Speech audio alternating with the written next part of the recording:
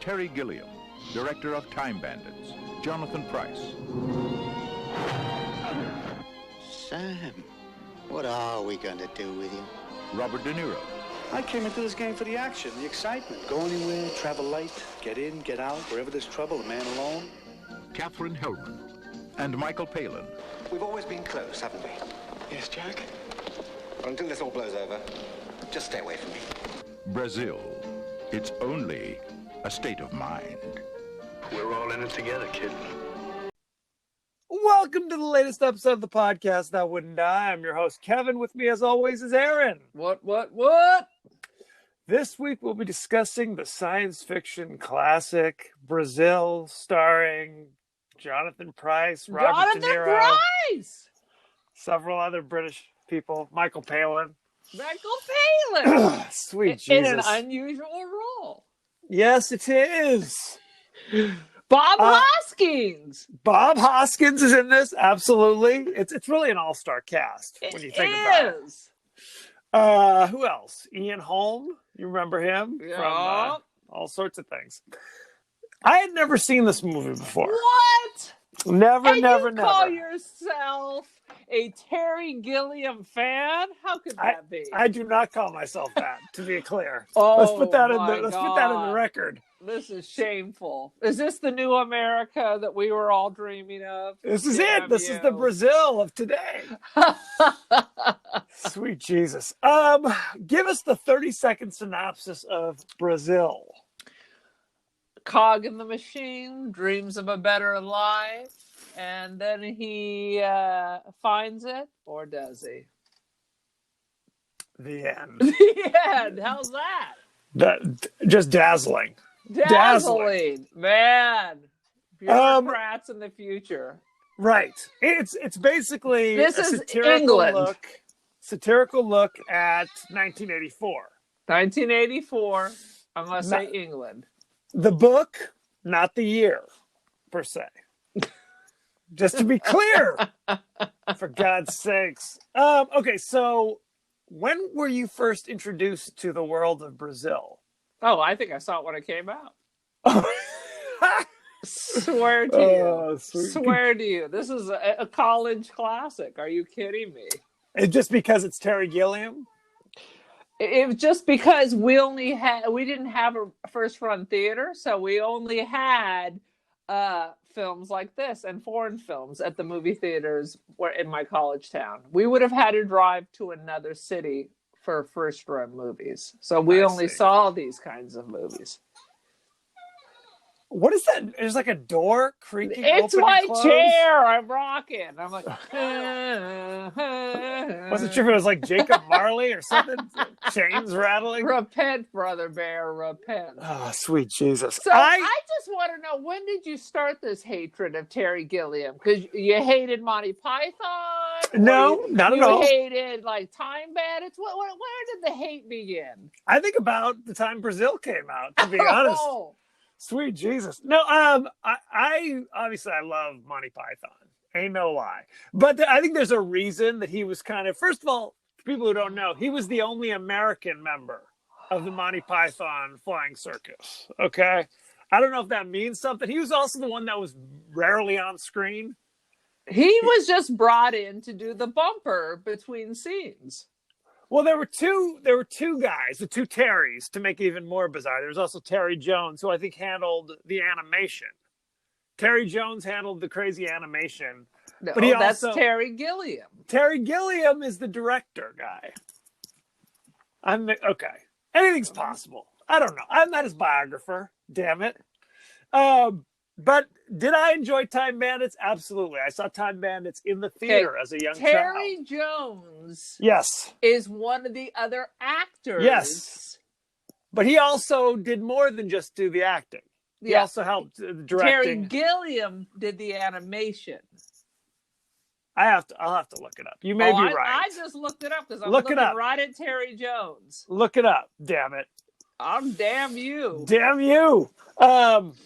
But no, I loved Time Bandits as a small child. I find him kind of like a wacky David Lynch, where you're like, what is happening? There's a lot of what is happening There's here. much more. His things have a linear story compared to David Lynch. That is true. That is true. But it's definitely a lot of what am I watching? And you see that a lot frankly in Brazil, where it's like, what in the hell is happening? A lot of bizarre visuals are just raining. It's a lot of like tubes and ducts. They're the guts of the system. Everything see. is corrupt. Yes. Everything is corrupt. Everything seems to be alive. Everything's wrong. You can't do anything with about 12 forms. Yeah, it's bureaucracy run amok. It is the Did you say a monk? I did. You were supposed to let that slide. Oh, my bad. It's fantastic, and it's the little bureaucrat longing for something, Right, but it's definitely, and in the end, never finding it. Well, yes, and it's definitely kind of like you're a cog in the system, but there's definitely that 1984 where it's like the Ministry of Information who are just abducting people and torturing them. Right. You know, this is the real this is a dystopian totalitarian regime. And what about Vanity? What about his mother? Where they're stretching and pulling her eventually? That's she what was I'm like talking a about. fetus. Yes, yeah, because there's a kind of an anti-commercialism aspect to this as well. Anti-consumerism. Yes.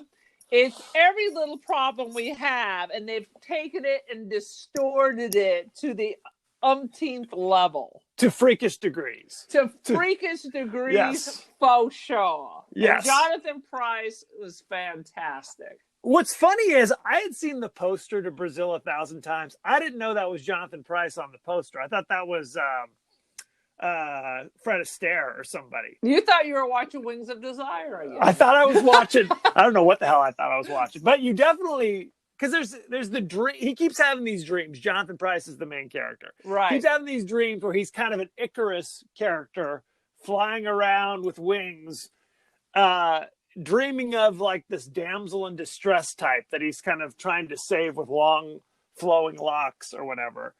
And then he sees her in the real life. Of course, she's all scraggly with short hair and like a weird bandage on her arm. But all his symbols, they're all sex too. All the flying, the buildings are shooting up out of the ground. It's like one of those old Monty Python things where the couple gets into bed and there's an image of a rocket and a tunnel and all of this.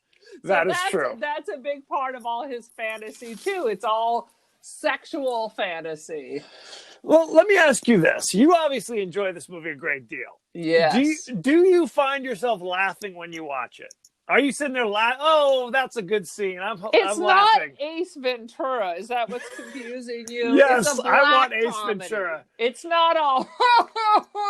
It's a belly laugh. It's more of a Harold and Maude. Were you slapping your knee in Harold and Maude? All the time. All the time. Especially the thought of those two in bed together. Yes. I always let me tell you this. The first time I saw Harold and Maude, do you know who put the VHS in the player? Was it Daddy Bob? It was Daddy Bob. Absolutely. My grandfather. He thought it was the best movie ever. Harold and Maude. It is fantastic, and it's full of good Cat Stevens songs. Oh, sweet Jesus. Anyway. I love Harold and Maude. We can talk about that another Brazil. day. And it's been a long time since I've seen it, so it was good that it held up. It was good that it held up. Well, you never know. You see your movies from your childhood and you're like, what the hell was wrong with me? I'm thinking that now, frankly. Oh, my God. Oh, sweet Jesus. So he basically is trying to track down this woman from his dreams, essentially. Yeah, by chance, he sees her. And he feels it's his job to rescue her, although he is entirely not equipped for such a situation. Well, and he doesn't ever seem, until it's too late, he doesn't seem particularly concerned about the risks he's taking. You know what I mean? And he was a person who was not taking risks. he wanted to be ignored. He Yes. wanted to just kind of disappear and get by and blend, but he has a mother who is highly placed and has a lot of influence. So Right. just because of that, and then once he sees that the fantasy woman is in fact a real person, kind of moves up in Right. order to get her, and he is not recognizing the danger he is in, Which is craziness. which It is craziness. He goes to visit his buddy, played by Michael Palin, and there's like the torture going on off screen, and then there's the woman like typing down all the words Oh, of yeah. the interrogation, and it's a lot of no. Please stop. And simultaneously, she seems to be listening to other music and typing with this kind of claw thing on her Right. hand. That was Right. fantastic. This movie must have cost a fortune. There's a whole backstory where we're going to talk about the horrors of Brazil of getting it released, but there's a whole thing about it. I I'm mean, gonna tell you. were you bored, Kevin? Was I bored? Yes. No, I wouldn't say I was bored. It I was is- not. It's not boring. It's not. It's definitely not boring. I would just argue it. I'm not a Terry Gilliam kind of person. Oh, is really Jesus the Christ. reality. If you enjoyed the little interstitials of Monty Python and the Flying Circus solely, if you just see that movie, then this is the movie for you. On the plus side, there were no vaginal flowers or anything, so God. he did tone down a lot of the sex stuff. Well, I guess I should be happy for that. It's for that interesting. alone. When you're looking at these high rises and they're decomposing on the inside, and then that kind of reminded me of like the Soviet Union. Like maybe we're heading that way. Right. Absolutely. Well, and that it was interesting because his air conditioning goes on the fritz in the middle of the night, and he calls Central Services to come repair it. And of course, it's just there's a lot of like, you haven't filled out the proper form. Right. You have to go over there and fill it. Sorry, this is not a recording. This is not a recording, and yes. You're calling after hours, so go to hell. You know. Right. And Robert De Niro just suddenly appears. He comes. He's a rogue heating engineer who appears on the scene. Who's in it for the action. He doesn't like the paperwork. Right. So that's why the society's out to get him, because he just likes repairing heating and air conditioning. Right. I guess is what and they're trying to stop him. What we see in the beginning is that a fly lands into the machines, and instead of him being arrested and tortured and killed, they accidentally grab some poor slob, Right. Buttle instead of Tuttle. That's correct. Who is then whisked away. I mean, this is all very kind of KGB, North Korea, and future England, apparently. Yeah. Yes. The I stormtroopers love how smash they through. cut the hole in the apartment above you and just Yes. boom. That Drop was in very- on you. They just drop in on you. And they try to repair the hole, but they realize too late. The little hole stopper falls through they switched to the metric system, I guess. Right. So More bureaucracy. yeah, that is it's yes. It's why California can't have a high-speed rail, because it costs $200 million per mile.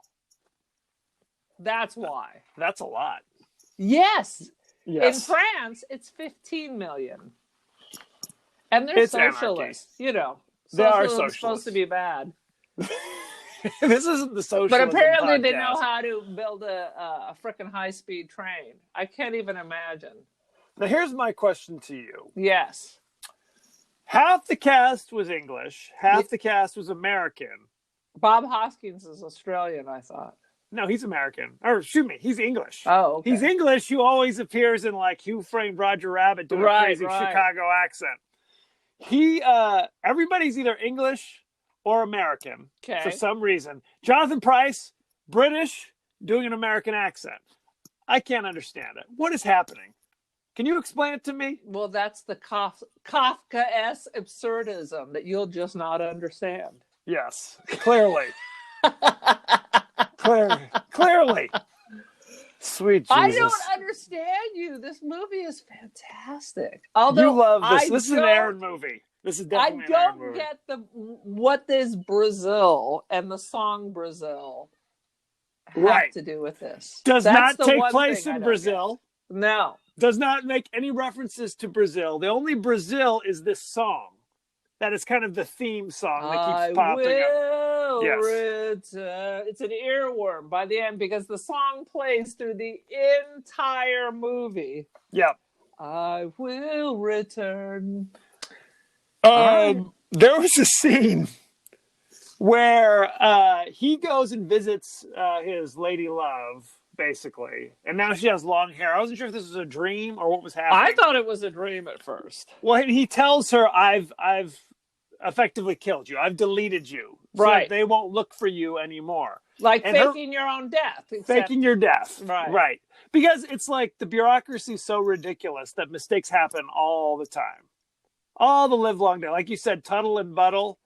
Poor Buttle gets killed because of a bug falling on the keystroke at the wrong time, essentially. Yeah. So he's like, "I've killed you," and her response is, "Hey, care for a little necrophilia?" Not a good line. She's dead. No, well, and he's not exactly playing the suave character. So that was your favorite part? That was my favorite part. That was the favorite scene.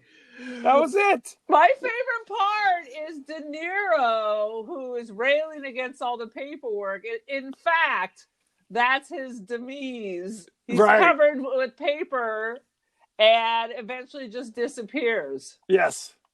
So that was your favorite part? It's one of my favorite parts. I do like the Jonathan Pryce flying around and battling the giant robot. The samurai? The giant samurai robot. Yes. I do love the doll face creatures that turn out to actually be Michael Palin. Yeah, well, that was the reveal. That was just not much of a reveal. It was like we knew he was the torture guy. Yeah, we knew he was bad. Oh yeah, he's coming from the torture, and he's like wiping the blood and entrails off, and then his daughter is in the same room. Hey, baby, how you doing? Yep, it's true. So we become so anesthetized to violence and the nonsense and the paperwork, and we're not even living lives anymore. Well, it's a bizarre kind of situation where you think it's kind of like benign incompetence, but it's not. It's like not. It's like people are being abducted and tortured, and you have to pay for your own interrogation. Right. So when they interrogate you, and usually you're not supposed to be killed, that was a mistake. But they make mistakes all the time. Right. No, they never make mistakes, as we know. Governments don't make mistakes. They don't do it. It's anarchy. Did you notice that the baby face strongly resembled the baby face from another classic, Happy Death Day? I do. Now, let's see if your sister can remember the name of that frickin' sorority house murder. Oh, and I liked it too. No, I'm blanking. What's it called? Happy Death Day. Happy Death Day. Yeah. Yeah, totally they ripped it out of Brazil. It must have been. I will return. I was listening to Pink Martini sing Brazil theme song. What are some other favorite scenes? I'm going to pass the mic to you. Oh my gosh. So the end is so sad. Right. And this is a bone of contention that we're going to talk about. That there was a studio cut that literally it was called the Love Conquers All cut. Right. That the studio wanted to release. That's what I wanted. Oh my God. It had a terrible ending. We're going to talk about this. So the ending is he thinks he's being rescued, spoiler alert, by Harry Tuttle, Robert De Niro, and his gang of freedom fighters. Right. And he goes off to, rides off into the sunset with Jill, his lady love. And then it cuts to, there's the torture guy, and there's like the head of the Ministry of Information talking about how he's just basically he's catatonic. Right. They just tortured him to death. Right. He lost his mind. What a terrible ending. Right. I was like, what? I don't remember that from Yeah. 20 years ago. What? And there's a throwaway line that suggested that Jill was also murdered when they are There were a captured. couple of times I thought Right. that Jill was on her way out. Like the first time, oh my God, it is terrifying when they cut the hole into the wall and drop down and stuff you in the sack. Yes. Oh yeah. And they make it so the workers, it's just a regular day. I mean, it's just Right. banal. It's like the Nazis. It's just, you know, This is what they do. It's time for another load into the death camp. You know, Here's It's your just- receipt. And how's your wife? Here's your receipt for your own death. And by the way, how's your wife? Where are you going for a holiday? Blah blah Right. blah blah blah. Oh yeah. See, this has got multiple layers, brother. Multiple layers. I could have done without Robert De Niro switching the hoses on the sewage to fill up the guys. Like what? They were like wearing crazy like hazardous outfits That's that what I'm filled going to be with wearing sewage. if they make me go back to the class without the sewage, of course. Well, let's There's- not be too there's hasty. no Who knows? guarantee. No guarantees. I'm in Kern County, so That's how they roll. There was the scene where at the end where I guess it's part of his like dream or whatever, where he's at the funeral for that woman, the other woman who's having all we the didn't plastic talk surgery about done. that. So his mom, her plastic surgery, it always looks great, and she's always having more done. Yes. She's gonna like revert back to a fetus. Yes. But then there's the other lady who lunches, who it's just complication. My complication's having a complication, and it's a mess. She looks like one of those ladies you see in Hollywood who is just basically destroyed herself. Well, because they say that Jonathan Pryce's mom, Catherine Hellman, her guy uses the knife, whereas the other woman her doctor uses acid. Oh, Jesus. Right. So she's always showing up with like bandages on her face. More and more bandages. Yeah, at the funeral, basically, the coffin gets knocked over. And Yes. She's just basically liquefied. It's like Just one guts. of those It was so old-timey gross. serial killers where they're just dropping you in the can of acid. Yeah. It was I literally wrote down coffin guts because that's all that was left. And then you Horror can show. see her caregiver, her daughter, is already got multiple black eyes. She's already started the trend. Yeah. Good times. Good times had by all. Anything else from Brazil you want to talk about? I liked it when he moved into his new office at the Society of Information or whatever the hell it is. And Yeah. his office is so small that he and another guy are sharing a desk. Like the desk goes through the wall and they're constantly moving it back and forth Yeah. to try to get one more inch of space. Like this is the promotion. He Yes. was in fact better off where he was. He had his own office, so Because it was a normal size office that they literally cut in half. right. So you get half the window, you get half the desk. Yeah. Good stuff. I just loved all the frickin' details. Yes. There was nothing that they just went into an old warehouse and said, yeah, get that couch, get this, get that. I mean, it's like everything they would have had to create from scratch for this. The computers, it's like an old typewriter, and then there's like a tiny monitor with one of those giant magnifiers like they used to have Right. for ancient TVs 1,000 years ago. Yep. That's basically all they had because it's, they're so incompetent. They're everything's broken. The guy doesn't know how to turn on the computer. Oh, my computer's broken. Well, you have to turn it on first, sir. Yeah, Click. everyone's Okay. incompetent. Right. Everything's a mess. Everything is dirty. Everything is falling apart. People don't have relationships with each other. I mean, it's just everything is all bad. It's a hoot. It is still. If you say so. I'll leave it at that. I got Can you hear a me? phone call Did came I in. lose you for a second? Okay. Let's go ahead, unless you have something else you want to talk about. Let's go All to right, behind behind the the scene. scene, You ready? me, bro. behind the scenes. Now, it was basically inspired by the novel 1984. And at one point, they were going to call it 1984 and a half. But the movie 1984 came out like earlier this year or the year before. So they were going to get sued by the estate. So they changed it to Brazil. Now, the reason why it's called Brazil is because there was a time where Terry Gilliam went to the beach, and it was a lousy day in the UK at the beach. You know, the weather was lousy, but there was some guy sitting on the beach by himself blasting Music Brazil.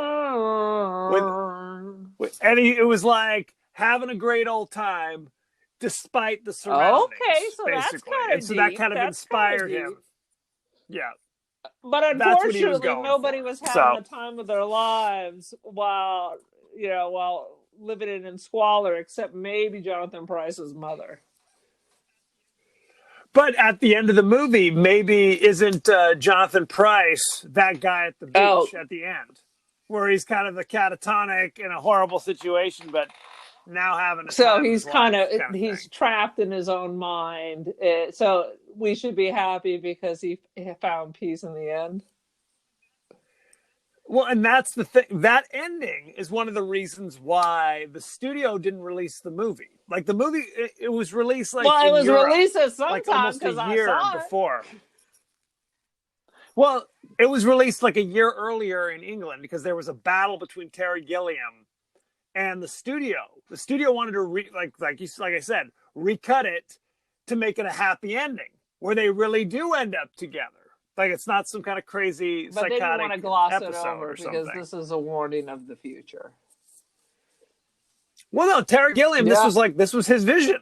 This is the story he wanted to tell. So he literally started showing screenings to critics who at the time were like, can you submit a movie to the Academy Awards? No, it has to play in Well, it used to be that it had to spend so many weeks at least in Los Angeles and New York. That's why they have the limited release for some places.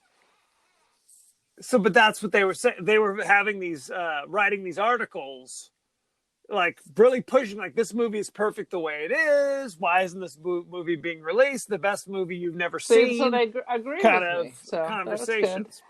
They agree with you. No, they don't agree with me. And let's call it a Christmas movie. That's right. It takes so place if during Die Christmas? Hard's a Christmas movie, then so is this. So is Brazil. So is Brazil. Christmas. Absolutely.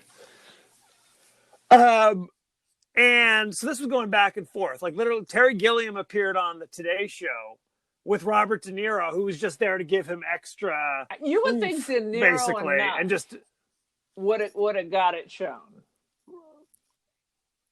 You would think, but again, he wanted to recut it. Eventually, they were literally talking to trying to get another studio to buy it from Universal so that they could release it uncut. But eventually they just decided, okay, fine. They finally buckled and agreed to do it. Who buckled? So there you go. Good. The studio. The studio eventually buckled and released it as is. Robert De Niro was desperate to be in this movie. Good for him. Good job, Bobby D. He wanted to be Jack Lint, the role that went to Michael Palin. But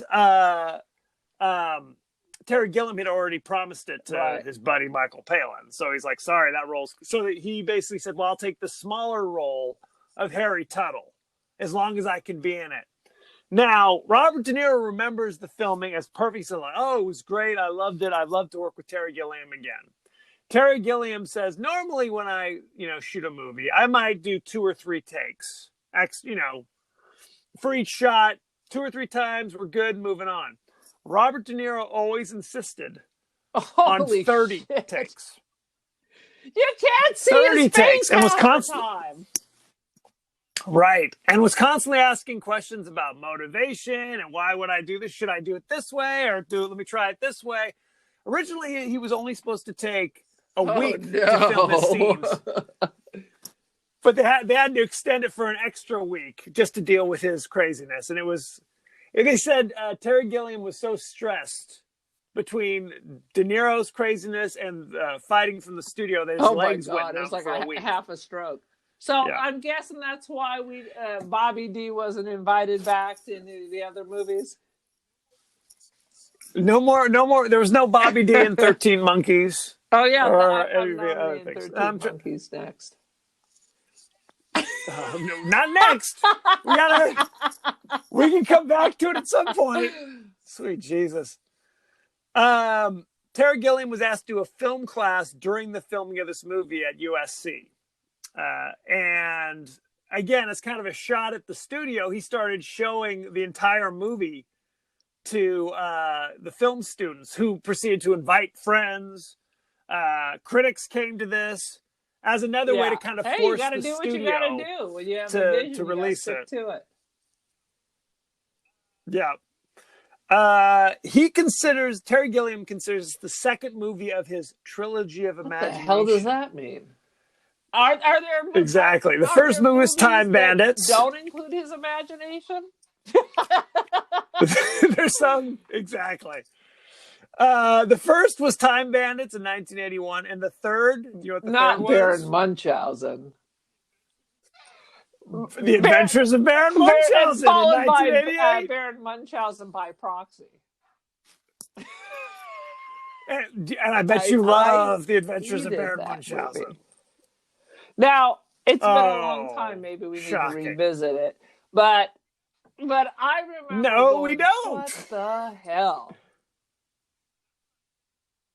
Yeah, that's what I was saying in this one, by the way. And Time Bandits is a delight for all.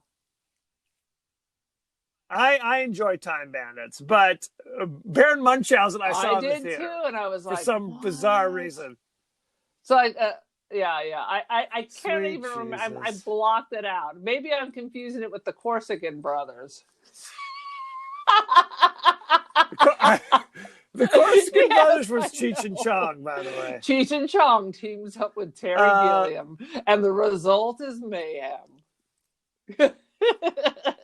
That's all you need to know. Terry Gilliam paid $15,000 for a daily Variety full-page ad, simply saying, "Dear Sid Sheinberg, who was the head of the studio, when are you going to release my film?" Signed Terry Gilliam. Terry Gilliam was reportedly unhappy with Kim Grice's performance. She's the one who plays Jill Layton, really the love interest. Me away. Well, she'd only done one movie prior to this. Do you know what that one movie was? Susan. Chud! That's right! That's right! I thought she looked horror familiar. Classic! Yes, she was in Chud, but that was kind of a selling point because it was kind of like a lot of the other actresses they were bringing in. They were bringing in everybody. At one point, they wanted to have Ellen Barkin. Well, she would have brought some sex to it for sure. This chick was pretty stiff. She was pretty stiff. No question. She was pretty stiff, but they thought because she would have been a relative unknown, that the audience wouldn't bring their preconceived ideas. There's no when they see her preconceived ideas when you roll up onto Brazil. Clearly, because of her performance, her role basically got cut to smithereens. Like there really, and if you watch the movie, there isn't much that she does or says. She's in quite a few scenes, but she doesn't really do anything. Because when she does open her mouth with that bad hairdo, I mean, it was. They also said that she was kind of tough to work with on the set, which is yes. You can't act, and you're difficult. Not a good. And you can get away with it if you're Bobby D. Bobby D gets 30. If you're that chick from Chud, you better just smile and be happy you're invited to the party, I guess is the moral of the story. They actually gave her the crazy bandage on her hand to give her character some personality. I just pulled up her whole film, Missoula. Ain't nothing much. Throw Mama from the train. Those are the three movies I remember. She was in Chud. That don't mean nothing to me. But it was like there was a period of a couple of years in the 80s where she was in a few things. You know, culminating with Throw Mama from the Train with Danny She's lucky she DeVito got and all Billy this Crystal. shit. That's all I can say. Yeah, very sad. So, what else can I tell you? There was a book written called The Battle of Brazil, Terry Gilliam versus Universal Pictures, where they talk about all the backstory of all the stuff. And almost all of the soundtrack is some variation of that song, Brazil. It's an earworm. I had to go totally for 3 days. I've been listening to various versions of. It's an old song. It's like from 1939. Yeah. Yep. Robert De Niro originally went uncredited because he was under contract elsewhere at the time, and he did it for free. Because he was so desperate to be in the movie. Branching out. He was young Bobby, too. Bobby D.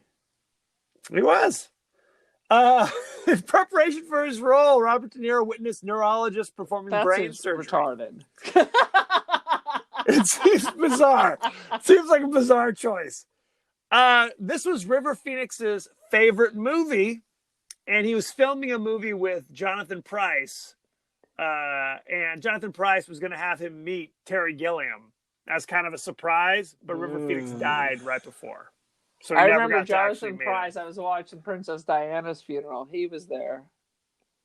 I was watching live on my computer, London, on the phone, like a 3-way call with various people. We watched the funeral. Like, there's Jonathan Pryce, just came into the church.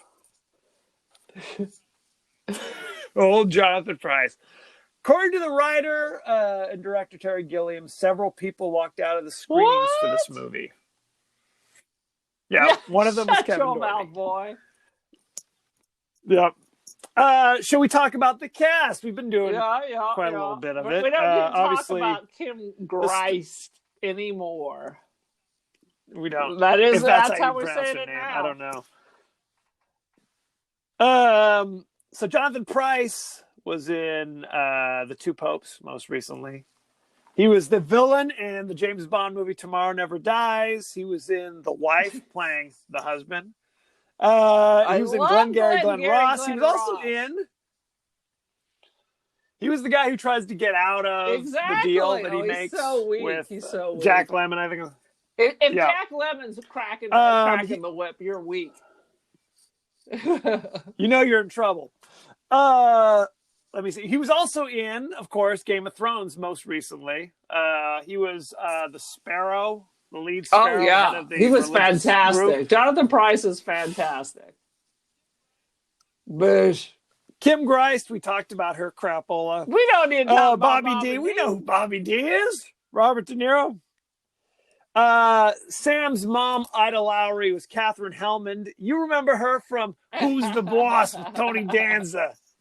She was Mona. Oh my God! But they're Mona, Samantha, stretching it out. It was so disturbing. That was Crazy Town. She was also in the 70s. Yeah, she I was on that TV series Soap, if you remember that. Absolutely. Ian Holm played Mr. Kurtzman. He was obviously Bilbo in the Lord of the Rings movies. He was in Alien, of course. I'm trying to think what else. Bob Hoskins played one of the heating repair guys. Most famously, he was in Who Framed Roger Rabbit. How dare you? Michael Palin, Jack Lent, the torturer. You know him from all, like Fish Called Wanda and all the Charles crapola. Charles McKeon. Mr. Help. Yes, he played. I had to look that up because I was Lime. thinking it was Harry Lime from The Third Man. Yeah, that's from the Harry Lime is somebody else. Lime, yes. Boom, it goes Brazil. But he's also Did you recognize? Go ahead. On the other side of the desk, also credited for working on the screenplay for this. Yep, he helped. He helped for that. Peter Vaughn played Mr. Helpman. Do you remember? Wait a second. So Peter Vaughn. Oh, wait a minute. You know what? I wanted to say Midsummer, but I believe he's gone to be with Jesus. Tell me. Most recently, he was Aemon Targaryen You're right! from Game of Thrones. You're old blind right. maester. And then didn't we discover, we talked about him before. He was married to somebody very famous. He was married to somebody who was an actor in a movie we talked about. Who was in The Omen, I believe. Yes. Yeah. He also was Winston the Ogre in Time Bandits. So there you go. Married to Katherine Hellman, who played his non-ogreish wife. So there you go. Billy Whitelaw. Fantastic. Billy Whitelaw White-Shoes was his Johnson. wife, who was in The Omen. That's correct. Are you ready for our rating? The Brazil currently has a 98% Vindication! Yes. People love this movie. I just ain't one of them. Okay? He was born Very on sad. my Go ahead. birthday. What's your rating? He's an April 4th. Peter Vaughn. Who? So I am very going to give it 5 out of 5 gelatinous facelifts. 5 out of 5 gelatinous facelifts. Oh, sweet Jesus. I will give it 6 out of 10 creepy torture scenes wearing a wacky baby mask. Those baby is what I masks. will give it. Oh, damn sure. Oh, sweet Lord.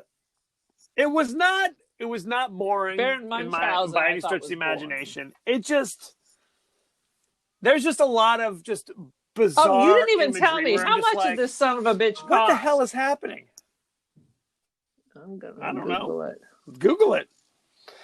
You Google it, and while you do that, thank you very much for joining us. Go to our page on Facebook at The Podcast That Wouldn't Die. Go to our page on Twitter at TPodcastTWDie. Email us at thepodcastthatwouldn't-die at gmail. We are also on Spotify, Apple Podcasts, Google Podcasts, etc., etc., etc. Like, share, rate, spread the word, won't you? And Aaron, you are also on social media. 15 million USD, by the way. It was like a bargain. That's like... That's how much it made or how much it cost? Budget. Let me see here. Budget. How much did it make? make? A lot of questions now. Aaron's on the Cult of Aaron on Twitter the and budget on Instagram. Was 15 million, and it made 9 in the U.S. Big hit. You son of a... I am the Cult of Aaron. Join the Cult of Aaron. I'm on the Twitski. I am on the Instagram. Welcome to a new era. So there you have it. Thank you very much, and be well. People.